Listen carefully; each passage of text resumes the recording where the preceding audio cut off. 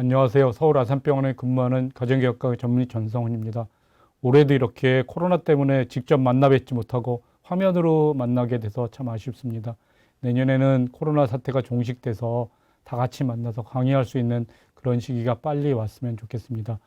오늘 제가 여러분들께 말씀드리려고 하는 제목은 치매에 대해서 말씀드리려고 하는데, 특히 치매를 여러 가지 사례를 들어가면서 어떤 문제가 있는지, 여기서 우리가 배울 교훈은 무엇인지에 대해서 말씀드리겠습니다. 먼저 처음에 말씀드릴 거는 치매가 무엇이라고 하냐면, 먼저 정상적으로 활동하던 사람들이 이전에 비해서 기억력을 포함한 여러 가지 인지 기능이 저하돼서 일상생활 수행에 지장을 초래하는 병입니다. 그래서 우리가 기억력이 떨어졌다고 하는 것들은 사실 일상장애에 문제가 되지 않으면 여러 가지 문제를 일으키지 않는 겁니다. 그 다음에 선천적으로 치매인 사람은 없는 거고요. 정상적인 활동하던 사람들이 기억력을 포함한 여러 가지 인지 기능이 저하돼서 문제가 생기는 걸 말씀드릴 수 있겠습니다. 제가 제일 처음에 말씀드릴 분은 65세 여자 환자분이고요. 고졸이고 전업주부셨습니다. 2개월 전에 남편이 사망하셨는데 굉장히 남편하고 금술이 좋으셨어요.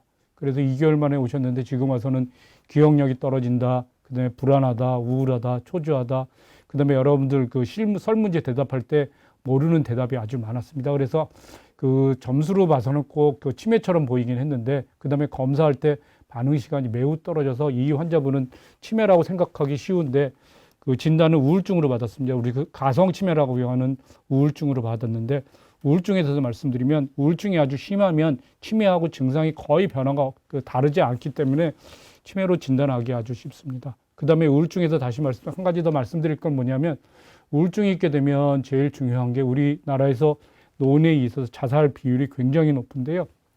자살을 줄이기 위해서 우리들이 제일 중요하게 생각해야 되는 게 우울증을 잘 관리해야 되는데, 우울증 약을 끊지 않고 잘 먹는 게 제일 중요합니다. 여러분들 친구나 여러분들 자신께서 우울증 약을 드시기 굉장히 쉬운 일이 될 수 있습니다. 마음의 감기라고 하는 거니까 그 우울증 약을 먹어서 일상생활을 유지하시는 게 우울증에 있어서 굉장히 중요하고 제일 중요한 얘기니까 잘 드시도록 그렇게 신경 써주시면 좋겠습니다. 다음에는 67세 남자 환자고 대졸이고 회사 관리직을 하고 계셨던 분이세요. 60세부터 건망증이 굉장히 심하다고 그 본인이 생각하셨는데, 여러분들 제일 궁금해하는 것 중에 하나가 치매에서 오는 건망증하고 그 다음에 내가 나이가 들어서 생기는 건망증 두 개를 구별하는 거를 많이 문의하시는데요. 사실 두 개를 구별하는 건 그렇게 어렵지는 않아요. 두 개를 구별하는 게 있어서 제일 중요한 소견이 뭐냐면, 본인이 건망증이 있는지 아느냐 없느냐를 가지고 구별할 수 있는데요. 본인이 건망증이 있다고 생각하시는 분들은 되게 주관적인 건망증이고 나이가 들어서 생기는 건망증인데, 그런 경우에는 본인들이 뭐 알람을 한다거나 메모를 한다거나 여러 가지 그 건망증 때문에 생기는 문제를 해결하기 위해서 노력을 하겠지만, 치매에서 생기는 건망증은 자기가 건망증이 있는 자체를 모르기 때문에 그냥 지나가기 때문에 여러 가지 문제가 생길 수 있으세요. 근데 우리가 지금 알고 싶은 건 뭐냐면, 지금 내가 건망증이 있는데 이게 치매로 진행되는지 안 되는지를 알고 싶은데 아직 거기까지는 확실하게 알려져 있는 바가 없어서 어려움이 있습니다. 그 다음에 62세 경부터는 친구와 약속을 잃어버린 경우가 있었는데, 가끔씩은 그 친구 아버님 장례에 가야 되는데 같이 가기로 했는데 안 나타나서 굉장히 비난을 받거나 이런 문제가 생겼고요. 그 다음에 계산을 잘 못하는 경우가 있었습니다. 65세 남자, 이분은 지금 회사에서 관리직이기 때문에 굉장히 일을 샤프하게 빨리빨리 처리하셨었는데, 최근에 들어서 일이 좀 늦어진다 뭐 이렇게 주위에서 말씀하시는 그런 경향이 생기는 것 같아서 검사해보니까 경도 인지장애 진단을 받았습니다. 그래서 말씀드렸던 데 주관적인 건망증에서 발견해서 치매 진행이 예방하는 게 목표인데, 아직 여러 가지 검사 방법이 나와 있기는 해요. 근데 아직은 그 약물이 확실히 발견될 건 없고요. 지금 현재 치매 예방약을 복용하고 있기는 하지만 확실하게 치매의 발병을 늦출 수는 있겠지만 진행을 막지 못한다는 게 현재로서는 어려운 점입니다. 그래서 제가 그 15가지 설문을 한번 여러분들하고 같이 해보려고 하는데요. 이 중에서 설문 중에서 그 한 달에 한 번 정도 있다면 문제가 되지 않지만 일주일에 한 번 정도로 자주 있다 그러면 문제가 될 수 있는 것들이 될 수 있습니다. 그래서 15개 중에서 2-3개가 그런 게 있다고 하면 여러분들 치매 검사를 받아보시도록 하시는 게 좋겠습니다. 오늘은 몇 월이고 무슨 요일이 잘 모르겠습니다. 오늘 제가 그 녹화하는 날은 2월이고 화요일이거든요. 근데 여러분들께서 이걸 잘 모르신다면 문제가 되실 수 있으세요. 그 다음에 자기가 놓아둔 물건을 찾지 못하는 것, 그다음에 같은 질문을 반복해서 계속하는 것, 약속하고서 잊어버리는 것, 물건을 가지러 왔다가 잊어버리고 그냥 온다 등이 되게 기억력에 관한 설문입니다. 이런 문제가 자주 있다면 기억력이 떨어진 걸로 판단해 볼 수 있겠습니다. 그다음에 인지기능이라고 하는 건 우리가 판단하고 생각하는 기능인데 물건이나 사람의 이름에 대기가 힘들어 머뭇거린다. 사실은 한두 번은 이런 걸 경험해 본 적이 있을 거예요. 말하다가 뭐 갑자기 생각이 나지 않아서 이런 경우가 있겠지만 그런 게 자주 있다 그러면 문제가 될 수 있고요. 그 다음에 대화 중에 상대방하고 얘기했는데 이게 이해가 되지 않아서 다시 한번 설명해 달라거나 이런 말이 있다면 문제가 되실 수 있고요. 길을 잃거나 헤맨 적이 있는데 이건 맨 처음에는 낯선 곳에 가서서 그 길을 잃거나 헤맨 적이 있는 거는 뭐 어쩔 수 없거나 그런 일이 생길 수는 있지만 그게 점점 진행된다면 그다음에 익숙한 곳에서도 길을 잃거나 헤맬 수 있습니다. 그다음에 예전에 비해서 계산 능력이 떨어졌다거나 그다음에 걸음값 뭐 거스름 계산을 잘 못하는 이런 일이 생길 수 있고요. 그다음에 인지기능 장애가 성격이 변한 걸로 그렇게 인지될 수도 있습니다. 그다음에 일상생활에 가서 여러 가지 질문을 하겠는데 이전에 잘 다루던 기구의 사용이 서툴러졌다.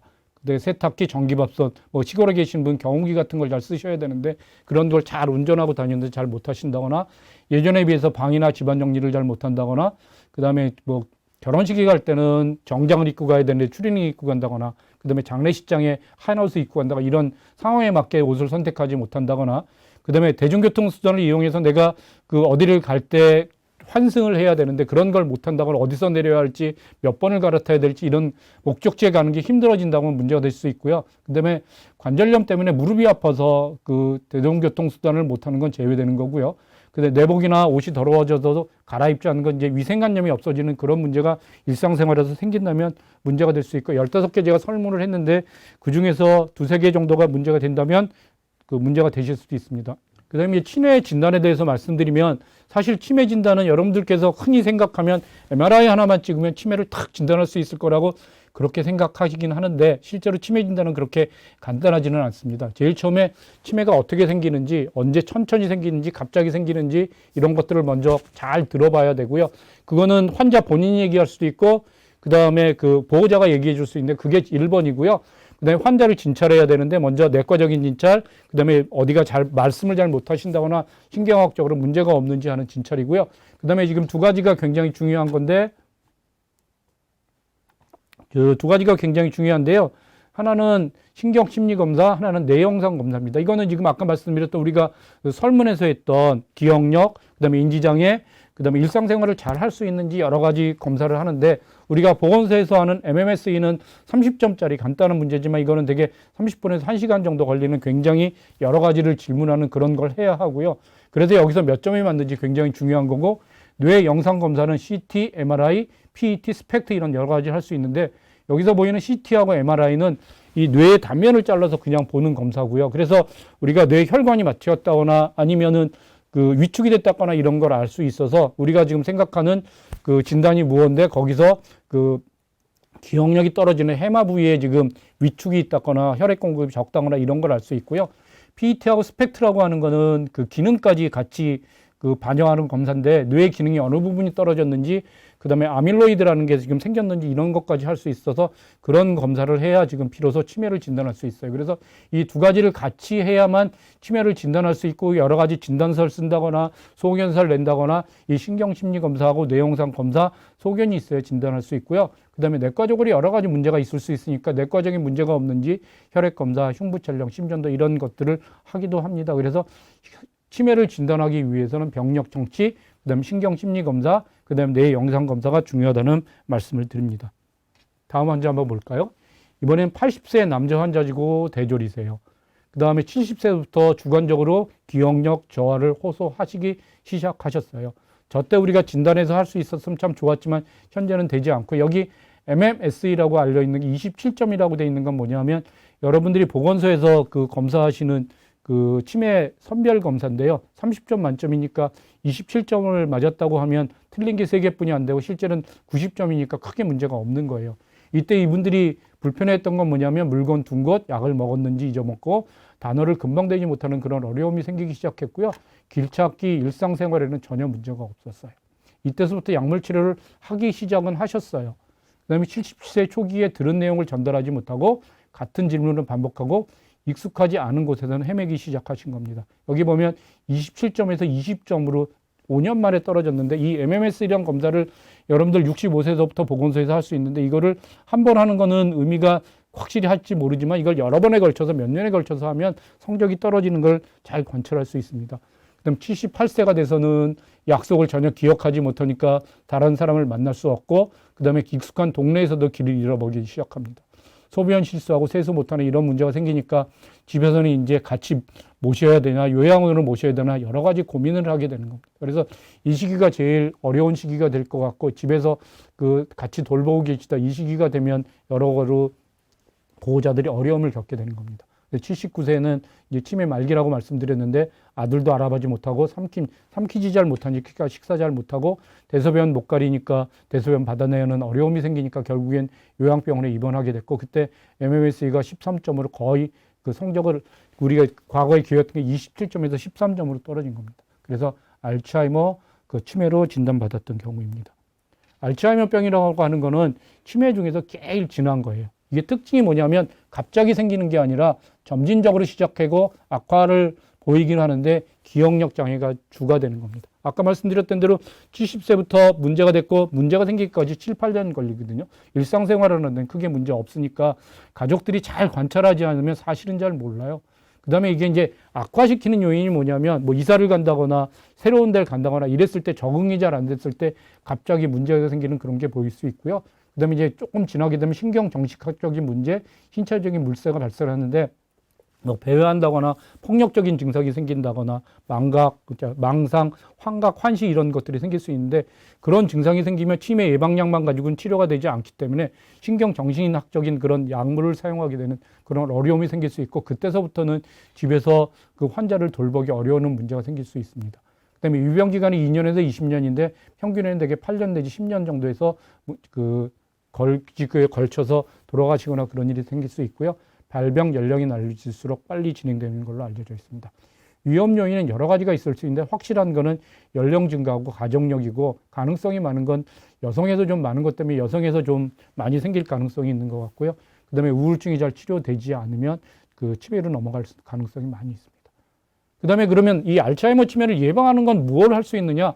굉장히 어려워요. 사실은 이게 지금 치매라고 하는 게 그 50대에서 시작돼가지고 뭐 60대, 70대에서 발병하는 게 아니라 젊어서부터 내과적인 문제, 여러 가지 문제가 쌓여서 그때 치매로 진행하거나 이런 것이 될 수 있는 그런 문제가 있기 때문에 치매를 예방한다고 하는 건 지금 뇌의 기능이 떨어지는 거니까 뇌의 기능을 살리는 게 우선이세요. 그럼 뇌의 기능을 살리는 게 제일 좋은 게 뭐냐 하면 사람들을 만나고 사람하고 부딪히면서 사는 게 제일 좋은 방법이세요.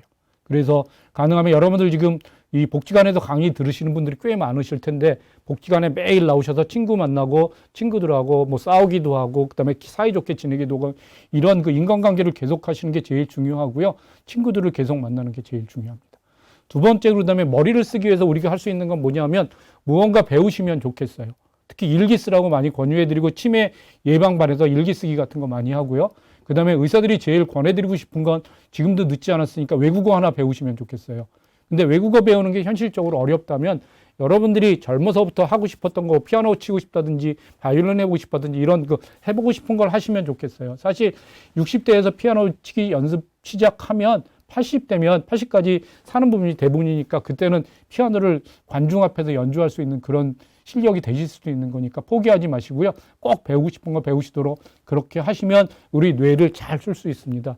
그 다음에 또 한 가지 많이 받는 질문이 고스톱 많이 치시잖아요. 고스톱이 치매 예방에 도움이 되냐? 계산도 해갖고 상대편도 봐야 되고 뭐 여러 가지 있으니까 도움이 될 것 같아서 많이들 치시는데 근데 고스톱 하시면서 문제가 뭐냐면 그 돈을 잃으면 너무 화가 나요. 10점짜리 점당 10점짜리 치셔도 그게 화가 나서 그게 화가 난다고 하는 게 교감신경을 자극하기 때문에 사실은 득보다는 실이 더 많을 수 있어서 의사들 입장에서는 그 치매 예방을 위해서 도박을 한다거나 뭐 고스톱을 친다거나 이런 건 별로 권해드리지 않습니다. 그 다음에 이제 운동 열심히 하시고 그 다음에 영양 부족이 되면 치매로 가기 쉬우니까 체중이 줄지 않도록 그 그 식사를 잘 하시도록 그렇게 관리하시면 좋겠고요. 우리 그 노인들에서 부족한 영양이 뭐냐면 단백질하고 칼슘이니까 사실은 단백질하고 칼슘을 많이 드실 수 있도록 노력해 주시면 좋겠습니다. 그 다음에 이제 드릴 말씀이 약물 치료인데요.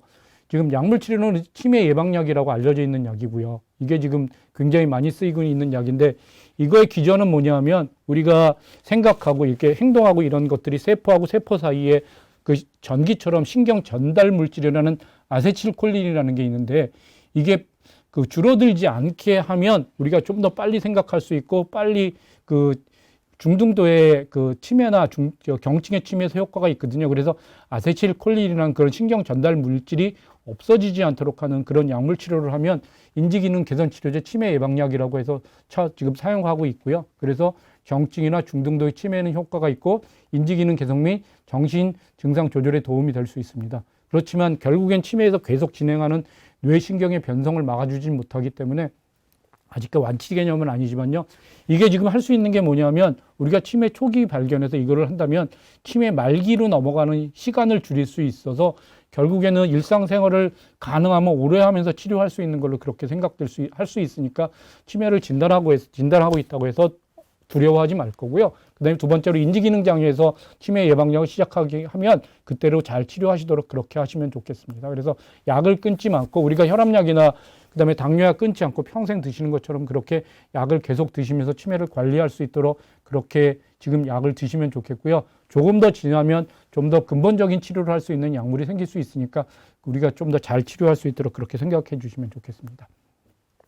그다음에 볼 환자는요, 60세 여자고요. 대학 졸업했고 지금 전직 교사이십니다. 그래서 역사 선생님이셨고요. 지금 58세쯤에 그 명예퇴직을 하셨던 분이세요. 과거력은 고혈압, 고지혈증, 골다공증이 있어서 약물치료를 계속 하셨던 분인데 58세 때 계속 왔을 때 갑자기 10년 전의 일을 그 어제 일처럼 얘기하고 시작했고요. 질문을 잘 이해 못 하셨는지 같은 질문을 반복하셨어요. 이게 지금 58세 역사 선생님이시니까 학생들한테 가르치고 이랬던 분인데 지금 같은 질문을 반복하는 거니까 굉장히 의아했고요. 그 다음에 진료 날짜, 중요한 약속을 기억하지 못하고 시간 순서가 완전히 뒤바뀌어 있더라고요. MRI를 찍어서 보니까 지금 이런 것들을 해야 되는 그런 인지 기능의 중요한 영역에 혈액 공급이 부족하고 아직 그런 것들이 잘 보이지 않는 그런 게 있었습니다. 그다음에 그래서 혈관성 치매로 그렇게 진단을 했습니다. 그래서 혈관성 치매가 어떤 사람들한테 잘 오는지 한번 설문을 아까 했던 것처럼 다시 해보면 그 위 증상들이 어느 날 갑자기 발생해요. 아까 알츠하이머 병이라고 하는 거는 주위에서는 잘 모를 정도로 가까운 사람만 알 수 있을 정도로 잘 모르지만 언제는 벌써 치매가 진단되고 있는 거지만 이 혈관성 치매는 갑자기 발생하는 게 특징적이고요. 뇌졸중을 알았던 사람도 있고 안 알았던 사람들이 있어요. 뇌졸중 후에 오는 치매는 뇌졸중 때문에 그러니까 혈관성 치매라고 쉽게 진단할 수 있지만 MRI를 찍어서 보면은 그 뇌졸중은 아닌데 조그만 혈관이 많이 막혔던 일이 여러 번 생기면서 그 혈관성 치매가 생기기도 하고요. 이게 뇌졸중 때문에 그러는 거니까 고혈압, 당뇨 앓고 있는 사람이 많고요. 그다음에 걸음 이상, 발음 장애, 손발마비, 감각 이건 뇌졸중의 대표적인 증상이세요. 그래서 이런 것들이 있을 때 혈관성 치매가 될 수 있고요. 그다음에 증상이 나빠졌다, 서서히 회복되고 나빠짐, 점점 심해집니다. 그래서 알츠하이머하고 비교해서 보면 알츠하이머 이렇게 천천히 떨어지는데 이거 혈관성 치매는 계단처럼 떨어지세요. 그래서 할 수 있는 게 할 수 없는 게 똑같고 그다음에 약물 치료를 보면 첫 번째로 혈관이 막혀서 생기는 문제가 많기 때문에 뇌졸중 치료하는 게 우선이고요. 두 번째로는 결국에는 치매 치료하는 약은 알츠하이머에서 쓰는 그런 약하고 거의 비슷하게 치료할 수 있습니다. 그럼 우리가 아까 말씀드린 알츠하이머 병이 되게 7, 80%를 차지하고 이게 20% 정도는 혈관성 치매가 있는데 혈관성 치매를 예방하기 위해서는 어떻게 해야 되느냐? 혈관성 치매는 쉽게 얘기하면 뇌졸중을 예방하는 겁니다. 뇌졸중이 어떤 사람들한테 잘 생기느냐? 뇌졸중은 두 가지로 구별할 수 있는데 그 뇌출혈하고 뇌경색으로 구별할 수 있는데 뇌출혈은 되게 지금 혈압 조절이 잘 안 되시는 분들한테 되게 생길 수 있는데 현재는 그 혈압 조절을 많이들 하셔서 뇌출혈은 별로 없지만 뇌경색이 많이 생기는데 뇌경색은 혈관 자체가 만지는 동맥경화, 심장에서 올라오는 혈전이 생겨서 하는 이런 여러 가지가 두 가지 정도를 말씀드릴 수 있겠는데 그걸 예방하기 위해서는 첫 번째로 심장에서 심방세동이라고 하는 그 심장병이 생기면 잘 관리하는 거, 그 다음에 혈관이 막히는 동맥경화를 예방하기 위해선 동맥경화는 어떤 사람들한테 잘 생기냐면 고혈압, 당뇨, 고지혈증 이런 걸 가지고 계신 분들한테 잘 생기니까 이걸 철저하게 조절하는 게 중요하고 그다음에 담배 피거나 그런 분들을 담배 끊으시는 게 중요했고요. 그다음에 고혈압, 당뇨, 고지혈증 약 드시면서 아스피린과 같은 항응고제를 드셔야 할 수 있는데 그거는 이제 혈관이 막히지 않도록 피를 맑게 하는 그런 작용을 하는 그런 약물이니까 만약에 권하신다면 연세가 드셨고 고혈압, 당뇨, 고지혈증이 있고 필요하면 꼭 드시도록 그렇게 해서 혈관성 치매를 예방하는 방법은 뇌졸중을 예방하는 거다. 그렇게 이해해 주시면 좋겠습니다. 그다음에 다음 환자 한번 보겠습니다. 이번엔 83세 여자분이세요. 중학교 졸업하셨고 지금 2년 전부터 흰옷 입은 사람들이 보였고 기억력이 저하된다고 말씀하시고 계세요. 1년 전에 그 이사했는데 본인이 아주 그 보석들을 따로 챙겨가지고 장롱 깊숙한 곳에 두었는데 어디 있는지 본인이 기억하지 못해가지고요. 그 이삿짐 직원들이 가져갔다고 난리가 났었어요. 근데 실은 한참 찾아서 보니까 장롱 제일 깊숙한 곳에 그 장롱 밑에 들어가 있어서 찾을 수 없었던 거였어요. 그 다음에 검은 옷 입은 사람이 데리러 왔다고 말씀하고 있었고요. 많이 주무시고 수면증, 잠꼬대, 움직이는 증상이 있으셨고요. 식욕저하, 수면제 복용 이런 게 있었고 일상생활이 어려워서 가족의 도움을 받고 있었습니다. 루이체 치매라고 진단받아서 비슷하게 치료했는데요. 루이체 치매는 뭐 크게 다르진 않는데 그 알츠하이머하고 비교해서 보면 나빠지는 게 비슷하게 그 천천히 나빠지는 건 비슷한데요. 주의와 의식이 비현혹하고 반복적인 환시가 보이세요. 여러분들 과거에 주말 연속극 중에 유동근 씨하고 장미 씨가 주인공했던 것 중에서 장미 씨가 치매를 앓았던 그런 기억이 나실 거예요. 거기서 보면 그 색동 동자가 자기한테 자꾸 나타난다고 했던 게 그게 지금 환시가 자꾸 나타나면서 모양 색깔까지 기억할 수 있는 이런 것들이 될 수 있고요. 그다음에 파킨스병으로 진행될 수도 있습니다. 그래서 이런 것들이 될 수 있고 그다음에 어떤 분들한테는 꼭 한번 이 루이체 치매를 의심해서 검사를 받아보시도록 권유하냐면요. 수면장애, 심한 잠꼬대나 몸부림 이런 게 있다면 루이체 치매로 진행될 가능성이 있으니까 잘 진단 검사해 보시고요. 치료가 필요하다고 하면 치료하시도록 그렇게 해주시면 좋겠습니다. 알츠하이머 치과 치료에 있어서는 크게 다르지 않고요. 그다음에 저것도 그 예방에도 크게 다르지 않으니까 그렇게 잘 알아주시면 좋겠습니다. 다음 환자 보겠습니다. 65세 남자분이세요. 고졸이고 전직 회사원이세요. 이번은 이게 보시면 알겠지만 굉장히 젊은 분이시잖아요. 보통 60세, 70세, 80세 이렇게 환자가 됐는데 갑자기 55세 환자가 나타났어요. 55세 환자는 지금 성격 변화 때문에 호소하셨어요. 아까 우리가 인지기능장애 그 설문할 때 성격 변화가 그 설문지형이 있었죠. 이분은 지금 49세 때부터 문제가 생기셨는데 의욕이 떨어지고 게을러졌고 그다음에 참을성이 화를 많이 내고 조금씩 악화되는 경향이 있었어요. 52세에는 하루에 여러 번 부부관계를 요구하니까 부인이 화가 나죠. 그다음에 우울감 보이고 거의 대화가 없었습니다. 그다음에 55세 돼서는 아이들과 관식 두고 싸우고 매일 게임만 하고 TV를 많이 보는 걸로 그렇게 해서 병원에 왔어요. 그다음에 이분은 전축두엽 퇴행성 치매로 진단받으셨습니다. 이 전축두엽 퇴행성 치매라고 하는 건 65세 이전에 주로 발생하는 걸로 그렇게 알려져 있습니다. 전두엽, 축두엽에서 하는 일이 잘 되지 않아서 문제가 생기는 건데 쉽게 얘기하면 전두엽, 축두엽에서 하는 그 어떤 일을 생각하거나 특히 절제하거나 이런 일을 전두엽에서 하는 건데 그런 것들을 잘 못해서 문제가 생기는 거예요. 그래서 성격 변화, 언어장애, 의미 소실의 증상부터 나타날 수 있는 거고요. 초기서부터 성격 변화가 심하게 나타나고 화내고 욕설적이고 진행하면 그 양상의 그 언어장애가 두려워지는 그런 아까 점점 말해서 말을 안 하는 그런 상태가 되세요. 그래서 젊은 친구들이 너무 젊은 사람들이 치매가 생기면서 뭐 이상한 행동이 먼저 나타나니까 성격이 변했다거나 폭력성이 된다거나 아까 말씀 성적으로 문란한 일이 생긴다거나 하면 한번 치매일지도 모른다고 의심해 보셔야 하고요. 한번 검사를 해 보실 필요가 있을 걸로 생각됩니다. 예, 마지막 환자 돌보기에 대해서 말씀드리겠습니다. 우리들 그 치매가 이제 너무 우리 주위에 누구나 가족이 한두 명 있을 정도로 아주 일상적인 생활이 돼버렸으니까 어떻게 하면 집안에서 치매를 돌볼 수 있는지 그 팁에 대해서 몇 가지 말씀드리려고 마지막 슬라이드 이걸로 준비했습니다. 아까 말씀드렸던 우리 그 말기에 요양원 왔던 그런 환자 기억해 보면 굉장히 어려웠던 게 대소변 가리는 거, 그다음에 이상한 행동하는 거 이런 것들이 잘 조절이 안 됐을 때 그 요양원으로 입소하게 되는 그런 어려움이 생기니까 그 전에는 집에서 돌보게 되면 그 어떤 일을 해야 되느냐. 그다음에 제일 처음에 중요한 건 대화를 잘 해야 됩니다. 치매 환자하고 잘 해야 되는데 잘 못하니까 충분히 기다리고 단순한 단어를 얘기해야 되는데 이것들을 못하는 걸 본인이 그게 병인데 답답하니까 화낸다거나 그다음에 그거를 기다려주지 못한다거나 그러면 굉장히 문제가 될 수 있으세요. 여러분들이 알려진 것 중에 제일 잘못 알려진 게 뭐냐면 치매 환자들은 되게 마음이 편할 거다. 세상에 아무것도 모르니까 자기 생각에 갇혀서 굉장히 편하게 사는 사람이고 마음 편한 사람들일 거라고 생각하는데 실은 치매 환자들이 굉장히 스트레스가 심합니다. 왜 스트레스가 심하냐면 내가 할 수 있었던 일을 못하게 되는 것을 알면서부터 내가 왜 이러지 하면서부터 그 다음에 점점 못하게 되면 자존심이 떨어지면서 굉장히 스트레스가 심한데 그 사람들이 그 환자분들이 안 잊어먹는 게 뭐냐면 자존심이 안 떨어지거든요. 그래서 잘못하는 걸 굉장히 잘 알아요. 어떻게 대해야 하는지. 그래서 두 번째는 어린애에게 하는 것처럼 없는 것처럼 얘기하는 거 하시면 안 됩니다. 사실은 돌보는 사람들 보면 시설에 가서 보면 누구씨 하면서 뭐 없는 것처럼 얘기하고 어린이 다루듯이 사실은 인지기능에서 많이 떨어졌으니까 어린이처럼 하긴 해야 되는데 절대로 반말하면 안 되고요. 존댓말 하시면서 그렇게 해야 이분들이 존중받고 있다는 걸 알 수 있거든요. 그렇게 하지 않으시면 환자 돌보는데 굉장히 어려움이 생기는 걸로 알고 있습니다. 그 다음에 옷 입기는 같은 시간에 좋아하는 옷을 여러 벌 가지고 있고 편한 옷을 입을 수 있도록 그렇게 챙겨주시면 좋겠고요.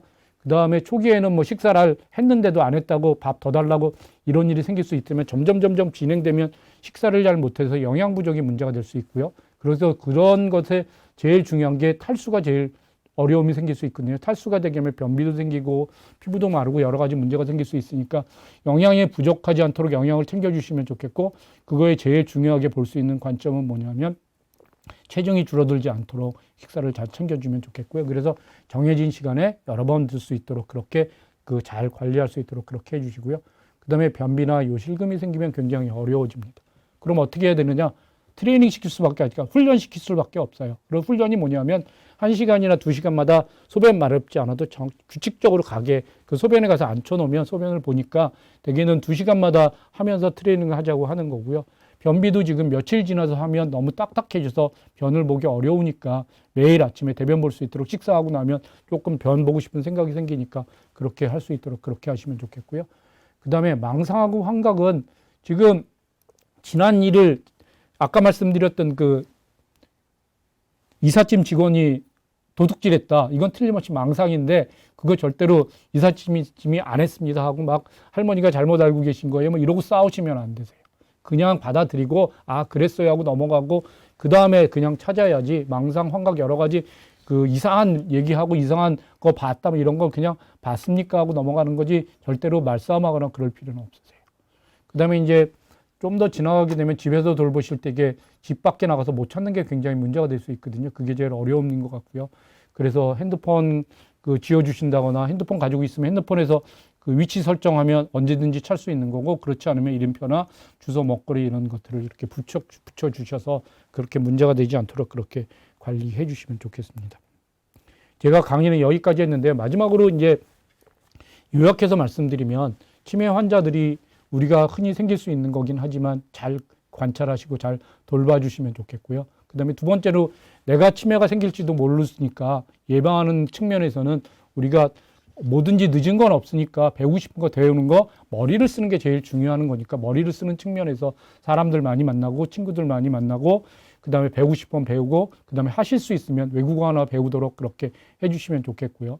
그 다음에 운동 열심히 하시고 그 다음에 지금에서는 여러분들 어르신들한테는 식사가 부족한 게 더 문제가 될 수 있으니까 물론 체중이 늘어나는 것도 안겠지만 체중 줄이지 않도록 그렇게 잘 관리할 수 있도록 그렇게 해주시면 좋겠습니다. 경청해 주셔서 감사합니다. 이걸로 마치겠습니다.